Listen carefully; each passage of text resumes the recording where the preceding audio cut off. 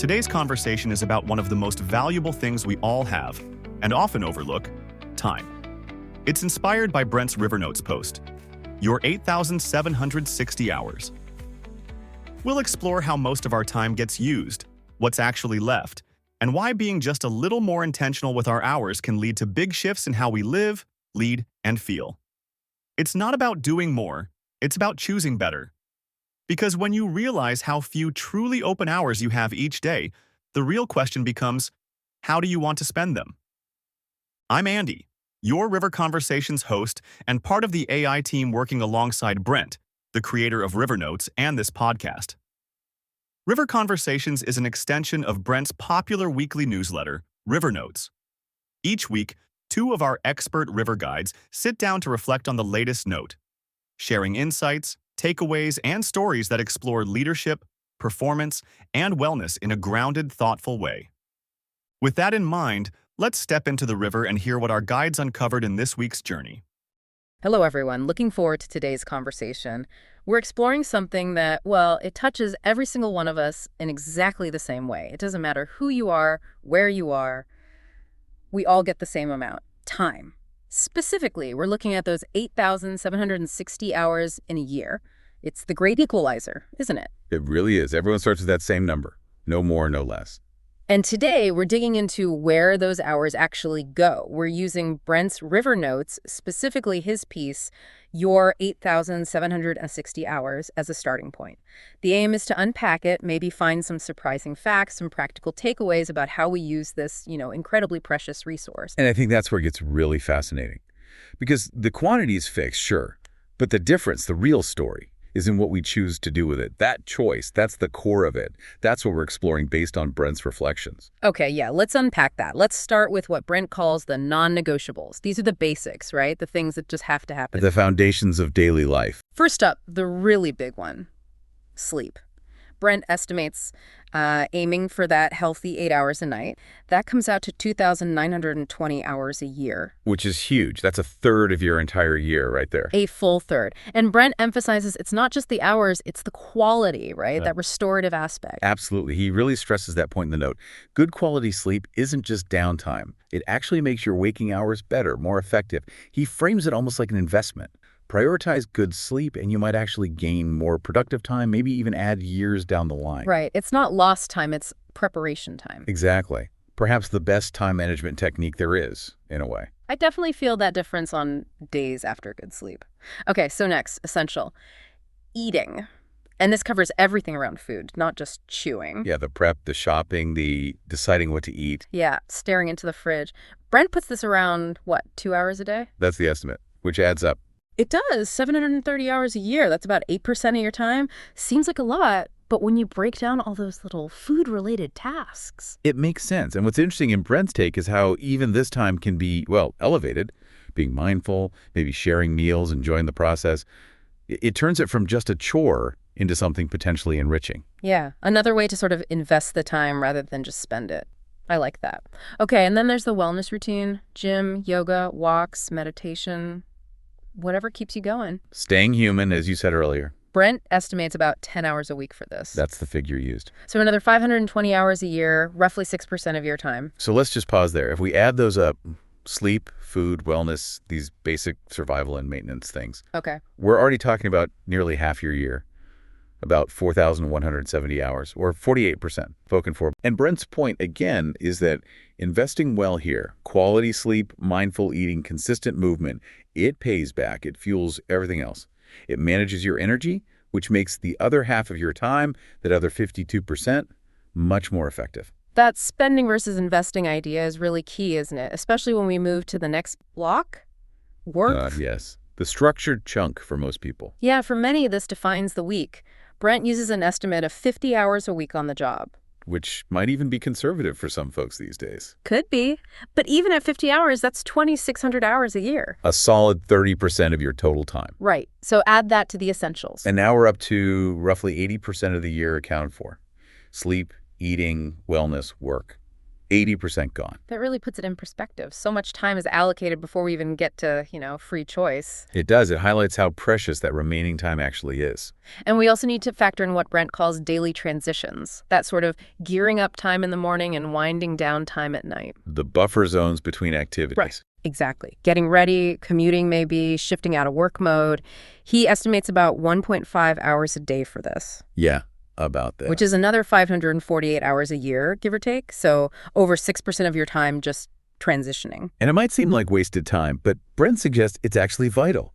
Rushing those transitions leads to stress, feeling constantly on. That buffer helps you mentally shift gears, making you more present for whatever's next. Like oil in the machine prevents grinding. Precisely. Without it, things don't run smoothly. Okay, so let's recap. We've got sleep, eating, wellness, work, transitions, all the must-dos and have-tos. The big question then is, what's actually left? How much time is genuinely yours? After all those commitments. Brent's answer in the note is, well, it's kind of surprising, about 3 hours per day. Just 3 hours. About that, yeah. 3 hours of truly open, unscheduled time that's completely yours to direct. That really highlights the challenge, doesn't it?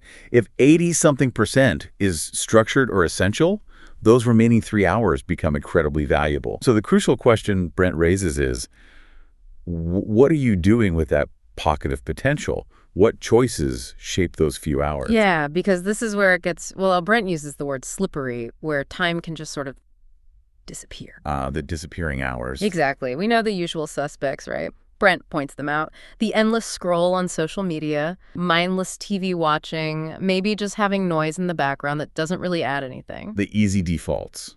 Low effort consumption. Right. And it's not that they're inherently bad. No, sometimes you need that downtime. But Brent's point is how easily a quick check turns into an hour or more that you just lose track of. Yeah, he describes it vividly, just slips away. And the danger isn't just the time lost in that moment, it's the cumulative effect. These defaults slowly push out time you could have spent on something more energizing or creative or connecting with people. It's that opportunity cost again. What are you not doing because you defaulted to the scroll? Precisely. It crowds out the meaningful stuff, often without you even noticing it's happening. So take a second, maybe reflect. Where do your slippery hours go? Is there a default activity that maybe doesn't give much back? It's a worthwhile question to ask yourself. So given this tendency for time to slip away, what's the solution Brent offers in his note? It's actually quite simple, deceptively so. He suggests simple time audit. An audit sounds intense. Spreadsheets, apps. No, that's the key. He specifically says no spreadsheets, no apps, no guilt. Okay, I like the sound of that. It's more about just paying attention for a few days, asking yourself some basic questions like, where is my time going? And maybe more importantly, do I enjoy how I'm spending it? And crucially, does it align with what I actually value? Exactly. It's a qualitative check-in, not rigid tracking. Aligning actions with intentions. Brent even shares his own experience doing this, which is quite relatable. He found his sleep was okay, eating and exercise were pretty solid, foundational. The basics were covered. But he noticed he was working more than he thought. You know, those early starts, checking emails late, it adds up fast. That creep of work hours. Yeah. Very common. But the biggest one for him, the one that really snuck up, was social media. The main culprit from before. Right. Starts as a quick look and suddenly an hour or more has vanished. Barely remembers scrolling.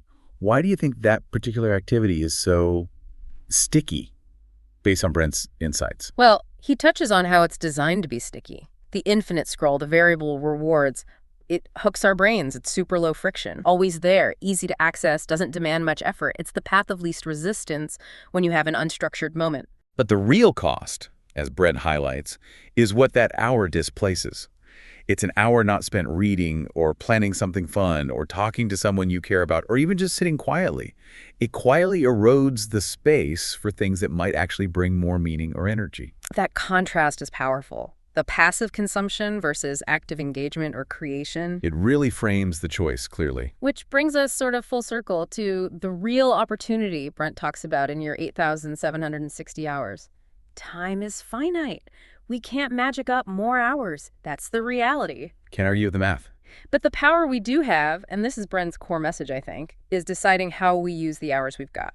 That's the agency we have. And the goal isn't some radical life overhaul or tracking every minute obsessively.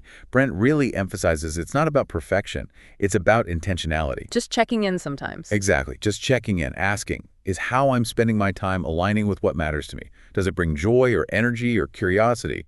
That awareness, that conscious choice, even in small ways, makes a huge difference over time. So the advice seems pretty clear. If an activity is genuinely fulfilling for you, brings joy, energy, makes you curious, great. Keep doing it. Lean in. Absolutely celebrate that. But if you notice hours slipping away on things that leave you feeling drained or unfulfilled, Then maybe it's time for a little shift. yeah, maybe adjust the routine slightly. Small changes can compound. It's about reclaiming those moments for things that truly resonate. So you've got these finite hours every day, yours to spend. The question isn't how to get more. The real question Brent leaves us with is, how do you want to spend them? A powerful question to ponder. Thanks for listening. Until next time. That's it for this week's episode of Rivr Conversations. Speaking on behalf of Brent and myself, big thanks to our expert Rivr guides for another thoughtful discussion. We always appreciate the unique perspectives they bring to these conversations. To close out each Rivr conversation, I like to describe the photo featured in the Rivr Notes newsletter. It's not just a stock image. It comes from a real adventure. After all, the best ideas often come from staying curious, embracing new perspectives, and engaging with the world around us.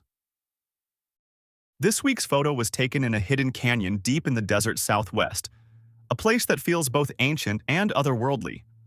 Towering red rock walls rise like cathedrals on either side, weathered by time and sculpted by centuries of wind and water. In the center, a massive stone slab stretches impossibly between the cliffs, suspended overhead like a natural bridge, a moment of geologic balance frozen in midair.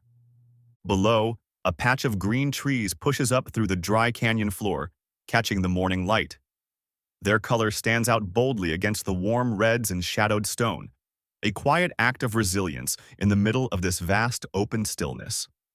You can almost feel the dry heat of the rock, the cool air in the shade, and the silence, broken only by the soft rustle of leaves or the crunch of gravel beneath your feet. It's the kind of place that humbles you, that reminds you of time's scale, and how we choose to spend our brief moment inside of it. If you'd like to read the full Rivr Notes article, including all the amazing photographs, you can find it at onrivr.com. That's Rivr without an E. And be sure to subscribe wherever you listen to your podcasts so you never miss a conversation. Before we go, a quick reminder. The opinions and viewpoints expressed in this podcast are solely those of the presenters and our AI companions, sharing personal reflections and perspectives. We're not legal experts, medical professionals, or therapists. This content is for informational and entertainment purposes only, so please consult the appropriate professionals when you need advice or support. Thanks again for listening. Rivr Conversations is an On Rivr LLC production.